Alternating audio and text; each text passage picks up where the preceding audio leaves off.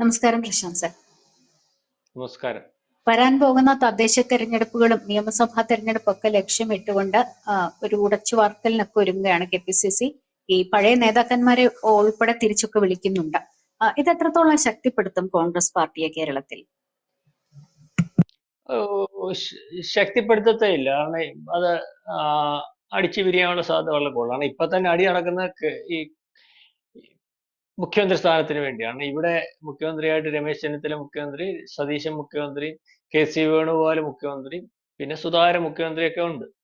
അപ്പൊ അത് അവരെല്ലാം അവിടെ മുഖ്യമന്ത്രിയായിട്ട് ഇരിക്കുന്ന സമയത്ത് നമ്മുടെ ഇപ്പം ആറാട്ടുമുണ്ടൻ എന്ന് പറഞ്ഞ ആൾക്കാരെ വിളിക്കുന്ന ഒരാളുണ്ട്, ആന്റണി. അതിനകത്ത് തന്നെ വിളിക്കുന്ന ആറാട്ടുമുണ്ടൻ എന്നാണ് വിളിക്കുന്നത്. ദേഷ്യമുള്ളവർ അദ്ദേഹത്തെ, ഒരു ചെല്ലപ്പേരുണ്ട്. അദ്ദേഹം ഡൽഹിയിൽ ഇനി യാതൊരു സാധ്യതയില്ലെന്ന് കണ്ടിട്ട് എല്ലാരും വിചാരിക്കും ആ വലിയ മനുഷ്യന്റെ വിശാലത കൊണ്ട് ഇനി തിരിച്ചു പോകുന്നത്. കാരണം പുള്ളിക്കറിയാം, പുള്ളി ഭയങ്കര ബുദ്ധിമാനാണ്. പുള്ളിക്കറിയാം ഇനി അമുക്കും കോൺഗ്രസ് ഡൽഹിയിൽ എങ്ങും അടുക്കത്തില്ല, അവിടെ നിന്നിട്ട് കാര്യമൊന്നുമില്ല. പുള്ളി അവിടുന്ന് പണി നിർത്തി ഇനി ഇവിടെ വന്നു. ഇവിടെ വന്നപ്പോ ഇവിടെ ശകല സാധ്യത കാണുന്നുണ്ട് കേട്ടോ. ഇവിടെ ഒരു ശകല സാധ്യത കാണുന്നുണ്ട്. ഇപ്പൊ നേരിട്ട് കയറി പറയാനൊക്കത്തില്ലല്ലോ എനിക്ക് കയറി മുഖ്യമന്ത്രി ആവണമെന്ന്. പുള്ളി അവിടെ ഇരുന്നുകൊണ്ട് ഒരേറെ ആദ്യം എറിഞ്ഞു. എന്താണെന്ന് മനസ്സിലായില്ലേ?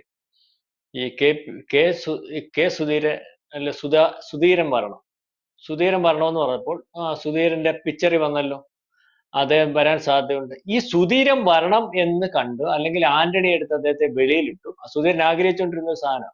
സുധീരൻ വന്നാൽ ഇപ്പൊ സുധീരൻ മത്സരിച്ചാൽ ഈഴ പ്രാതിനിധ്യം വേണമെന്ന് പറഞ്ഞു. ഈഴ പ്രാതിനിധ്യം സുധീരനും എല്ലാം കൂടെ പറഞ്ഞ സീനിയർ നേതാവ് എന്നുള്ള രീതിയിൽ ആദ്യം പരിഗണിക്കുന്ന അധികാരം കിട്ടിയ മുഖ്യമന്ത്രിയായിട്ട് വരുന്ന ആളായിരിക്കും. അപ്പം സുധീരനെ വളരെ ശത്രുതയിലുള്ള വളരെ കൂടുതൽ ആൾക്കാർ അതിനകത്തുണ്ട്. ഉടനെ അതിനകത്തുനിന്ന് വേറെ അഭിപ്രായം വന്നാൽ മുല്ലപ്പള്ളി രാമചന്ദ്രനോട് വരട്ടെ. അപ്പൊ സുധീരൻ അങ്ങ് വെട്ടിപ്പോവല്ലോ. മുല്ലപ്പള്ളി SNDP അപ്പൊ മുല്ലപ്പള്ളിക്കകത്ത് ഇമേജിന്റെ കാര്യം നോക്കുമ്പോൾ കുഴപ്പമില്ല. അപ്പൊ മുല്ലപ്പള്ളി രാമചന്ദ്രൻ വന്നാൽ മുല്ലപ്പള്ളി മുഖ്യമന്ത്രിയാണ്. അപ്പൊ പിന്നെ ശക്തം വരട്ടെ. അപ്പൊ ഇങ്ങനെ ഈ പഴയത് അപ്പൊ PJ കുര്യൻ പറഞ്ഞ എന്റെ പേരുടെ പറയണം. PJ കുര്യൻ നടക്കാൻ പോലും വയ്യ, വെപ്പാലുകൊണ്ടിരിക്കുക. PJ കുര്യൻ 84 വയസ്സുണ്ട്. അപ്പൊ ഈ പത്തനംതിട്ട ജില്ലയിൽ നിന്ന് വളരെ ചെറുപ്പക്കാരായിട്ടുള്ള വളരെ കൂടുതൽ ആൾക്കാർ, അബിൻ വർക്കി എന്നൊക്കെ പറയുന്ന യൂത്ത് കോൺഗ്രസിന്റെ പിള്ളേരുണ്ട്. ഇവരെല്ലാം നോക്കി അവിടെ മനസ്സ്. പഴകുളം മധു ഈ പറഞ്ഞതുപോലെ വളരെ കാലം കൊണ്ട് ഇപ്പൊ 60 വയസ്സായി, ഈ പ്രാവശ്യം ഒരു സീറ്റ് കിട്ടുമെന്ന് പറഞ്ഞ് നിൽക്കുക. ആ സീറ്റിലേക്കൊക്കെയാ ഇവര് വരുന്നത്. അതായത് പഴയ ഈ നമ്മൾ പറയത്തില്ലേ, പഴയ 12-10 SC ഒക്കെ പെയിന്റ് ഒക്കെ അടിച്ച് ലൈറ്റും ഒക്കെ ഇട്ട് വിൽക്കാനിട്ടേക്കുന്നത് കണ്ടിട്ടില്ലേ? അടിയിലൊക്കെ ലൈറ്റും ഒക്കെ ഫിറ്റ്, എന്നിട്ട് വണ്ടി കണ്ട ഒരു മേളമൊക്കെ ഉണ്ട്. അപ്പൊ ഇപ്പൊ ഇതിന്റെ അവസ്ഥ, ഇതിനകത്ത് നടക്കുന്ന അപകടവും ആളില്ലാത്ത ഒരു അവസ്ഥ ഇപ്പൊ മനസ്സിലായില്ലേ? കോൺഗ്രസിനകത്ത് ആരുമില്ലെന്ന് ഇവർക്ക് തന്നെ അറിയത്തില്ല എന്ത് ചെയ്യണമെന്ന്. അപ്പൊ ഇവര് പറഞ്ഞ് ഇപ്പൊ നിൽക്കുന്നവരെ നിന്നാൽ അധികാരത്തിൽ വരാൻ സാധ്യതയില്ല. കാരണം ഇവർക്ക് ഇമേജ് ഇല്ല. അപ്പൊ ഇമേജ് ഉള്ള ആര് വേണം? ഇമേജ് ഉള്ള സുധീരൻ വേണം, ഇമേജ് ഉള്ള മുല്ലപ്പള്ളി രാമചന്ദ്രൻ വേണം, ഇമേജ് ഉള്ള മറ്റേ അദ്ദേഹത്തിന്റെ ഇമേജിനെ പറ്റി വളരെ വിസ്തരിക്കാതിരിക്കുന്നതല്ലേ, അന്ന് പഴയ സൂര്യനിലേക്ക് ഇറങ്ങി വരും PJ കുര്യന്റെ. അപ്പൊ അദ്ദേഹത്തിന് അവിടെ ഈ ഇടതുപക്ഷത്തിനകത്ത് വലിയ ഇടതുപക്ഷത്തിനകത്തല്ല, പള്ളി മേഖലയിലോ അല്ലെങ്കിൽ ക്രിസ്ത്യൻ മേഖലയിലോ ഒക്കെ വലിയ സ്വാധീനം ഉണ്ടെന്ന് പറഞ്ഞുകൊണ്ടാണ് പുള്ളി ഇപ്പൊ അവിടെ ഇറക്കാൻ നോക്കുന്നത്. കാരണം പുള്ളി വഹിക്കാത്ത പദവികളില്ല, അറിയാം. അപ്പൊ ഇതെല്ലാം കൂടെ വരുമ്പോ ഇതിനകത്തൊരു കൂട്ടിത്തല്ല് വരും. അപ്പൊ KC വേണുഗോപാൽ കൂട്ടിത്തല്ലിച്ച് ഡൽഹിയിൽ നിന്ന് കയറി ഞാൻ ഇറങ്ങാമെന്ന് വിചാരിച്ച സ്ഥാനത്ത് ഇവിടെ ഇരുന്നുകൊണ്ട് അവിടുന്ന് കയറി ഇട്ട് കൊടുത്താലും ഇറങ്ങാൻ പറ്റാത്ത രീതിയിലേക്ക് ഒരു നേതാവായിട്ട് ഇദ്ദേഹം അവതരിക്കും അവസാനം. ആരാ? AK ആന്റണി. കാരണം ഇതിനകത്ത് കൂട്ടത്തല്ലാവുമ്പോ അവിടെ നിന്ന് ഒരു തീരുമാനം ഉണ്ടാകും. മുല്ലപ്പള്ളിയും വേണ്ട, സുധീരനും വേണ്ട, ഈ പറയുന്ന VD സതീശനും വേണ്ട, ആരും വേണ്ട, ആ സീനിയർ നേതാവ് AK ആന്റണി വരട്ടെ. ഇവർക്ക് ആർക്കെങ്കിലും മിണ്ടാൻ ഒക്കുമോ? ഇതാ ഇപ്പൊ നടക്കുന്ന ഒരു കളി. AK ആന്റണിക്ക് ഇനി ഈ 84-ാമത്തെ വയസ്സിൽ നമ്മളെല്ലാം വിചാരിച്ചിരിക്കുന്നത് പോലെ ഓസിന് മുഖ്യമന്ത്രിയാവാൻ സാധ്യതയുണ്ടോ നോക്കുന്ന ഒരു കളിയാണ് ഇപ്പൊ നടന്നുകൊണ്ടിരിക്കുന്നത്. ആ കളി ഇങ്ങനെ ഇത് തന്നെ പണ്ട് പുള്ളി ചെയ്തുകൊണ്ടിരുന്നത്. KSU പ്രസിഡന്റായിട്ട് ഇരുന്ന സമയം തൊട്ട് ഇന്ന് വരെയുള്ള രാഷ്ട്രീയത്തിനകത്ത് അയാൾ ഒരു പണി പാർട്ടിക്ക് വേണ്ടി ചെയ്യാറില്ല. പുള്ളിയുടെ വർത്താനം പറച്ചിൽ തന്നെ കേട്ടിട്ടില്ലേ? വൃത്തിയായിട്ട് വർത്താനം പറയാൻ അറിയത്തില്ല, വിക്കി വരും. അതുകൊണ്ട് തന്നെ ആ കാര്യത്തിലും പുള്ളി ലോപിച്ചിരിക്കുകയാണ്. നമ്മൾ പണ്ട് പറയുമായിരുന്നു, ഈ വലിയ പൊതുപരിപാടിയൊക്കെ നടത്തും അപ്പൊ ഇലക്ഷൻ സമയത്ത്, അപ്പം വലിയ സീനിയർ നേതാക്കന്മാർ വരും. ഒന്ന് ഈ പറഞ്ഞതുപോലെ ഗൗരിയമ്മയുടെ അവസാന കാലം, 2 ആന്റണി.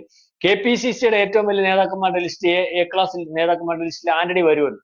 പ്രസംഗിക്കാൻ അറിയാമോ പ്രസംഗിക്കാൻ അറിയത്തില്ല എന്നുള്ളതൊന്നും ഒരു വിഷയമല്ല. അപ്പൊ അവരും ലക്ഷക്കണക്കിന് രൂപ മൈക്കൊക്കെ എന്ന് പറഞ്ഞാൽ നമ്മൾ വിചാരിക്കുന്നത് ഏറ്റവും ഫസ്റ്റ് ക്ലാസ് മൈക്കും കാര്യങ്ങളും എല്ലാം വെച്ച് പുള്ളി അങ്ങോട്ട് വന്നത് ബുപ്പ എന്ന് പറഞ്ഞിട്ട് പോകും. അതുപോലെ തന്നെ ആയിരുന്നു CPM-നകത്ത് അവസാന കാലത്ത് ഗൗരിയമ്മ വരുമ്പോൾ A ക്ലാസ് അല്ലെങ്കിൽ ഗൗരിയമ്മ പ്രസംഗിക്കാൻ വരുമ്പോൾ അത് UDF-നകത്താലും CPM-നകത്ത് വരുന്ന അവസാന കാലത്ത് ഇവര് വരുമ്പോഴും വലിയ വലിപ്പത്തിലുള്ള മൈക്കൊക്കെ വെച്ചിട്ട് മൈക്ക് വെച്ച് കെട്ടിയിട്ട് പറയാനും ഇവർക്ക് പ്രസംഗിക്കാനും വരത്തില്ല. ഇവർ പറയുന്നതൊന്നും തിരിയത്തില്ല, പ്രായാധിക്യം കൊണ്ട് സംഭവിച്ച എന്ന് പറഞ്ഞതുപോലെ ഇപ്പം അവസാന നിമിഷം ഈ പറയുന്ന കോൺഗ്രസിനകത്ത് കേരളത്തിനകത്ത് വരത്തില്ല എന്ന് ആന്റണിക്ക് അറിയാം. വരാൻ എന്തെങ്കിലും ഒരു സാധ്യത ഉണ്ടെങ്കിൽ ആ വരാനുള്ള സാധ്യതയ്ക്കകത്ത് അദ്ദേഹത്തിന്റെ സാധ്യത വളരെ കൃത്യമായിട്ട് തുറന്നിട്ട് ഇതിനെ മറികടക്കാൻ പറ്റത്തില്ല. അത് നിങ്ങൾക്കൊക്കെ ഇപ്പൊ ഞാൻ ഈ പറഞ്ഞ കാര്യം വീട്ടിൽ പോയിരുന്ന് ചിന്തിച്ചാൽ മനസ്സിലാവും. കാരണം ഇതിനകത്ത് മുട്ടനടിയാണ് നടക്കാൻ പോകുന്നത്.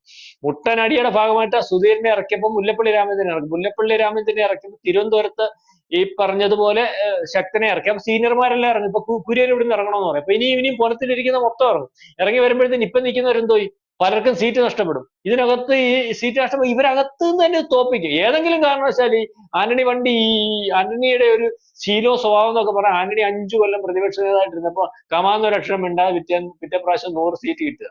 അപ്പൊ പുള്ളിയുടെ വിചാരം ആ ഒരു അവസ്ഥയിലെങ്ങാണ് ഇപ്പോഴും ഇരിക്കുവാണോ കേരളം, അങ്ങനെയെങ്ങാനും ചിന്തിച്ചാൽ കേരളം വീണ്ടും ആ അവസ്ഥയിൽ വന്നാൽ എനിക്ക് മുഖ്യമന്ത്രി ആവാനുള്ള ഒരു അവസരം, അതാണ് ഇപ്പൊ നടന്നുകൊണ്ടിരിക്കുന്നത്.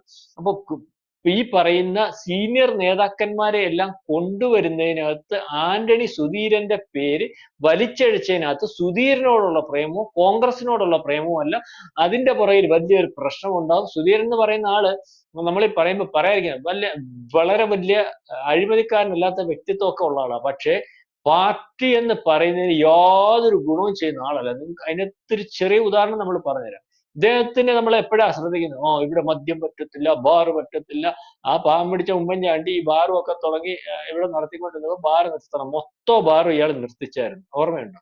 ഇദ്ദേഹം ബാറിനെതിരെ സമരം ചെയ്യുന്നതാണ്. ഇത് എന്നാ ബാറിനെതിരെ സമരം ചെയ്തിട്ടുള്ളത്? വെള്ളാപ്പള്ളിയോടുള്ള വൈരാഗ്യം ബാറിനെതിരെ സമരം ചെയ്ത് അതിന്റെ കുട്ടി വെള്ളാപ്പള്ളിക്ക് കൂടെ കൂലി കിട്ടും. അതിനുശേഷം ഈ ബാറിനകത്തുകൂടാ നമുക്കിപ്പോ നടന്നു പോകേണ്ട അവസ്ഥ. ഇപ്പം ഹൈവേ കൂടെ പോയാൽ ഈ ബസ് പോകുന്ന എല്ലാം ബാറിനകത്തൂടെ. എത്ര ബാർ തുടങ്ങി? എന്തെങ്കിലും ഒരു അക്ഷരം പാർട്ടി ബാർ തുടങ്ങണ്ട അല്ലെങ്കിൽ രാജ്യം നശിക്കണ്ട എന്ന് പറയുന്നതിനകത്ത് CPM ആണോ കോൺഗ്രസ് ആണോ എന്നല്ലേ. ഇദ്ദേഹത്തിന് ഏറ്റവും കൂടുതൽ വലിപ്പത്തിൽ പറയാൻ പറ്റുന്നത് ഇപ്പൊ CPM എത്ര ബാർ തുടങ്ങി, എവിടെല്ലാം ബാർ തുടങ്ങുന്നു?